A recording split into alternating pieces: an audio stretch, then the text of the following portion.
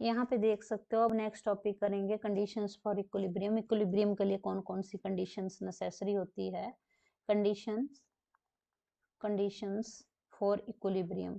Equilibrium के लिए कौन कौन सी कंडीशन नेसेसरी होती है, ठीक है। तो यहाँ पे मैं बता देती हूँ आपको लिखकर। अब फर्स्ट है हमारे पास the resultant of all the forces. The resultant of all the forces, जितनी भी फोर्सेस होती है, the resultant of all the forces acting on the body, acting on the body, acting on the body should be zero. क्या होनी चाहिए, zero. जितनी भी resultant of all the forces होती है, जितना भी उनकी जो फोर्सेस होती है उनका रिजल्ट होता है, वो एक बॉडी के ऊपर एक्ट करती है, वो हमेशा जीरो की फॉर्म में ही एक्ट होती है। जो भी इनका लास्ट रिजल्ट आएगा फोर्सेस का, जितनी भी फोर्सेस है उनका लास्ट में जो रिजल्ट आएगा वो हमेशा जीरो के बराबर आएगा।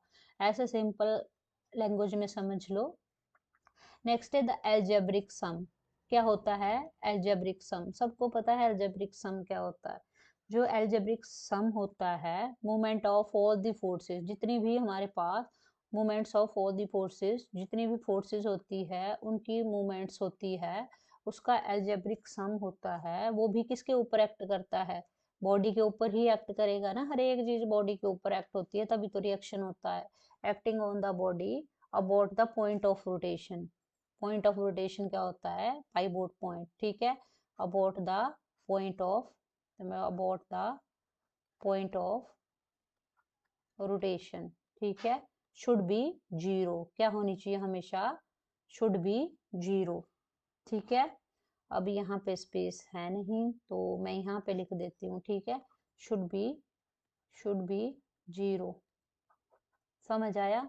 तो फर्स्ट कंडीशन होनी चाहिए हमारे पास इक्विलिब्रियम में, the resultant of all the forces acting on the body should be zero. जितनी भी फोर्सेस है उनका जो लास्ट में रिजल्ट आएगा वो हमेशा जीरो के बराबर आएगा।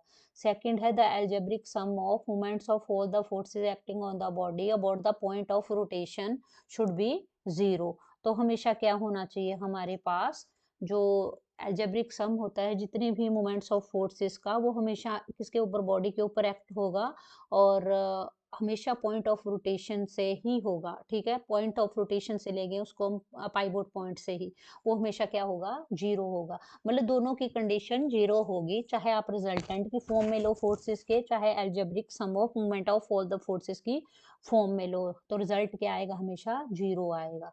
तो ये हमारा टॉपिक है कंडीशंस फॉर इक्विलिब्रियम का। ये चीज़ें आपको आनी चाहिए। तो अगर आपको मेरी वीडियो अच्छी लगी हो तो kindly like share and subscribe ज़रूर करना। Thanks for watching my videos.